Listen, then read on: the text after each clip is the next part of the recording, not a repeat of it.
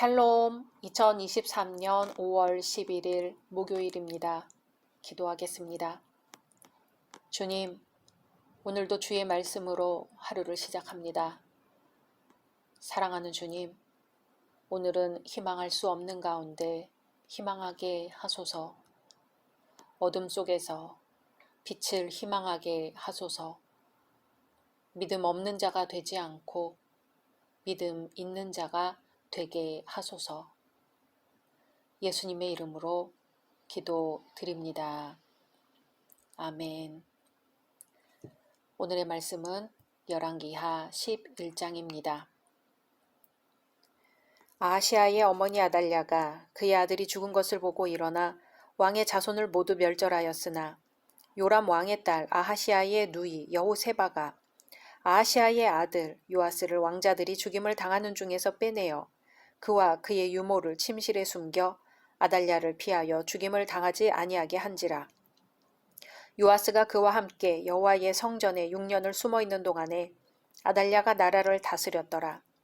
7째 해에 여호야다가 사람을 보내 가리 사람의 백부장들과 호위병의 백부장들을 불러 데리고 여호와의 성전으로 들어가서 그들과 언약을 맺고 그들에게 여호와의 성전에서 맹세하게 한 후에 왕자를 그들에게 보이고 명령하여 이르되 너희가 행할 것이 이러하니 안식일에 들어온 너희 중 3분의 1은 왕궁을 주의하여 지키고 3분의 1은 수루 문에 있고 3분의 1은 호위대 뒤에 있는 문에 있어서 이와 같이 왕궁을 주의하여 지키고 안식일에 나가는 너희 중 2대는 여호와의 성전을 주의하여 지켜 왕을 호위하되 너희는 각각 손에 무기를 잡고 왕을 호위하며 너희 대열을 침범하는 모든 자는 죽이고 왕이 출입할 때에 시위할지니라 하니 백부장들이 이에 제사장 여호야다의 모든 명령대로 행하여 각기 관할하는 바 안식일에 들어오는 자와 안식일에 나가는 자를 거느리고 제사장 여호야다에게 나아오매 제사장이 여호와의 성전에 있는 다윗 왕의 창과 방패를 백부장들에게 주니 호위병이 각각 손에 무기를 잡고 왕을 호위하되 성전 오른쪽에서부터 왼쪽까지 제단과 성전 곁에 서고 여호야다가 왕자를 인도하여 내어 왕관을 씌우며 율법책을 주고 기름을 부어 왕으로 삼음에 무리가 박수하며 왕의 만세를 부르니라. 아달랴가 호위병과 백성의 소리를 듣고 여호와의 성전에 들어가 백성에게 이르러 봄에 왕이 규례대로 단 위에 섰고 장관들과 나팔수가 왕의 곁에 모셔 섰으며 온 백성이 즐거워하여 나팔을 부는지라. 아달랴가 옷을 찢으며 외치되 반역이로다 반역이로다 하매 제사장 여호야다가 군대를 거느린 백부장들에게 명령하여 이르되 그를 대열 밖으로 몰아내라.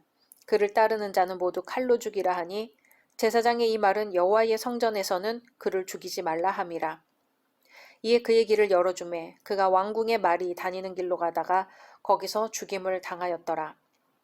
여호야다가 왕과 백성에게 여호와와 언약을 맺어 여호와의 백성이 되게 하고 왕과 백성 사이에도 언약을 세우게 하매 온 백성이 바알의 신당으로 가서 그 신당을 허물고 그 제단들과 우상들을 철저히 깨뜨리고 그 제단 앞에서 바알의 제사장 맏단을 죽이니라.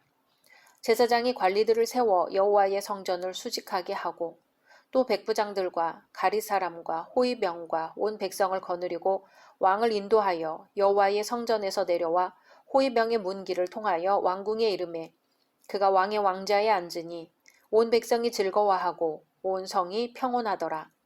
아달랴를 무리가 왕궁에서 칼로 죽였더라. 요아스가 왕이 될 때에 나이가 7세였더라. 아멘.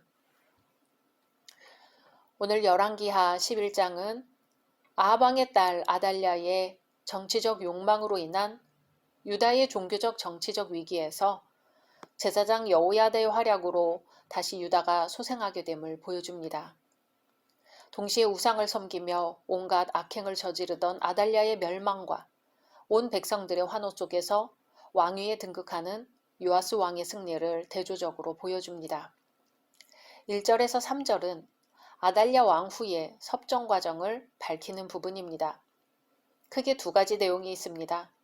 첫 번째는 아합 왕과 이세벨의 딸이며 유다 왕 여호람의 아내이자 아하시아 왕의 모친인 아달랴가 북이스라엘의 반란 사건과 아들 아하시아 왕의 죽음을 듣습니다. 아달랴는 유다의 황태후로서 자신의 권위가 치명적으로 위협받을 것을 두려워하여 다윗 왕과 예시를 진멸합니다. 그리고 2번째 내용은 그 반역의 와중에서 아하시아 왕의 아들 요아스가 여호람의 딸이며 여호야다 제사장의 아내인 여호세바에 의해 구출되는 장면이 나옵니다. 여호세바는 아달랴의 살인이 시작되었을 때 죽음을 각오하고 아하시아의 아들 중에 한 명인 요아스를 왕궁에서 훔쳐내어 유모와 함께 궁궐내의 침실에 숨겼습니다. 그리하여 목숨을 건진 요아스를 6년 동안 양육하였습니다.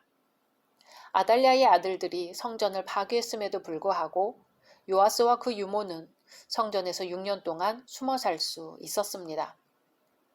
여호세바의 헌신은 다윗의 씨를 보존하시려는 하나님의 뜻이었고 이 일에 여호세바가 도구로 쓰임 받았습니다.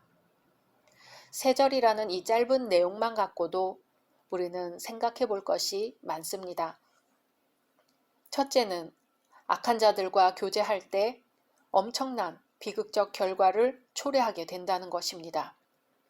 여호사밧이 아합과 동맹을 맺어 잘못된 결혼 정책을 함으로써 아합의 딸인 아달랴가 유다의 바알 종교를 들여온 것이죠. 하나님을 섬기던 유다가 그로 인해 바알을 섬기는 나라가 되고 말았습니다. 둘째는 요아스를 통하여 어릴 때부터 시작하는 신앙교육이 얼마나 중요한지 실감하게 됩니다. 참으로 요아스는 6년 동안 성전에 살면서 제사장 여호야다의 교훈을 받았기 때문에 후에 남유다 왕국에 종교적인 각성을 일으킬 수 있었던 것이지요. 모세가 바로의 궁전에 숨어 살면서 어머니로부터 종교교육을 받은 사실도 동일한 의미를 일깨워 줍니다. 셋째, 우상숭배의 확산을 위해 사단은 지금도 때와 장소를 가리지 않고 성도를 유혹한다는 사실입니다. 하나님의 진리가 전파되는 것을 막기 위해 사단은 하나님보다 하나님 아닌 우상을 더 섬기도록 우리의 마음을 흔드는 것이지요. 4절에서 21절은 제사장 여호야다의 종교 개혁을 보여줍니다. 요람과 아하시아의 사후 북이스라엘은 불완전하게 남아 예후의 개혁 정책을 통해 점차 안정되어 갔습니다. 그러나 동시대의 남유다는 아하시아 왕의 죽음을 기회로 아합과 이세벨의 딸 아달랴가 왕위 찬탈을 행함으로 계속되는 죄의 악순환 속에서 전국은 불안했습니다. 이 같은 상황에서 제사장 여호야다는 질서 회복을 위해 활약하게 됩니다. 먼저 여호야다는 거사를 성공시키기 위해 제일 먼저 궁중 호위병들을 자기 편으로 끌어들여 즉위식의 요소에 배치시켰습니다. 4절 5절에 일곱째 해에 여호야다가 사람을 보내 가리 사람의 백부장들과 호위병의 백부장들을 불러 데리고 여호와의 성전으로 들어가서 그들과 언약을 맺고 그들에게 여호와의 성전에서 맹세하게 한 후에 왕자를 그들에게 보이고 명령하여 이르되 너희가 행할 것이 이러하니 안식일에 들어온 너희 중 3분의 1은 왕궁을 주의하여 지키고. 아멘. 이 당시의 정치구조상 군부의 협력이 없이는 반역을 성공시킬 수 없었기 때문에 군부 세력부터 자신의 편으로 끌어들였던 것으로 보입니다. 삼엄한 경계 속에서 여호야다는 순서에 따라 즉위식을 거행했습니다. 다시 말해 요아스는 제사장을 통해 공식적으로 기름 부음을 받고 면류관을 받음으로써 합법적인 왕으로 인정될 수 있었습니다.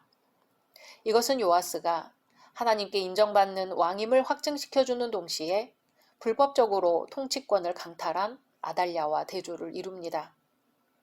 대제사장 여호야다는 아달랴의 잔인한 범죄를 처단하기 위해 6년을 조용하게 기다렸습니다. 여호야다는 기다리면서 만반의 준비를 갖추고 때가 되매 드디어 악을 심판합니다. 이제 한 나라에 두 왕이 있을 수 없겠지요. 그러므로 불법적으로 왕이 된 자와 그를 따르는 무리는 제거되어야 했습니다. 이러한 원리는 여호야다의 숙청 작업에도 그대로 적용되었습니다. 그동안 바알 숭배자 아달랴가 6년 동안 유다를 다스림으로 여호와의 전에서 행해지던 모든 제사가 폐하여지고 바알에게 제사하는 당이 늘어났습니다. 그래서 여호야다는 바알의 당을 회파함과 동시에 바알의 사제 맏단도 죽였습니다. 그러자 백성들은 자발적으로 하나님께 헌신하기 시작했습니다. 여호야다 제사장이 우유부단한 성격의 소유자였다면 당시 유다의 종교와 사회의 정의는 실현될 수 없었을 것입니다. 의로움이 어떤 것인지를 알았다면 지체 없이 실행에 옮겨야만 합니다. 본문에서 유다 백성은 의가 무엇인지 알고는 곧바로 바알의 당으로 달려가 의심이나 두려움 없이 바알 당을 회파하고 악의 원인이었던 아달랴를 처단하였습니다. 이처럼 믿음을 실행에 옮길 때에만 비로소 하나님의 뜻이 실현되며 하나님의 마음을 시원하게 해드릴 수 있습니다. 목숨을 걸고 요아스를 구해 양육한 여호세바도 잊을 수 없습니다. 여호세바는 요아스를 신앙으로 잘 양육했습니다. 신앙으로 잘 양육을 받은 사람이 하나님께 헌신할 수 있습니다. 우리도 하나님 앞에 더욱 양육을 받아야 합니다. 믿음의 분량이 그리스도의 장성한 분량에 이르도록 하나님 앞에 날로 자라가야 합니다. 하나님께서는 다윗과 언약을 맺으실 때 한 등불이 항상 내 앞에 있게 하리라고 하셨습니다. 하나님은 그 등불을 위해 요아스를 살리셨고 주님은 오늘 우리 안에도 그 등불이 꺼지지 않도록 우리 믿음의 심지에 그 불을 켜 놓으셨습니다. 오늘 하루도 예수 그리스도라는 한 등불이 우리 안에 살아있어 주님이 우리에게 맡겨주신 사명을 잘 감당케 되기를 소원합니다. 각자 말씀 묵상하신 후 주기도문으로 마치겠습니다.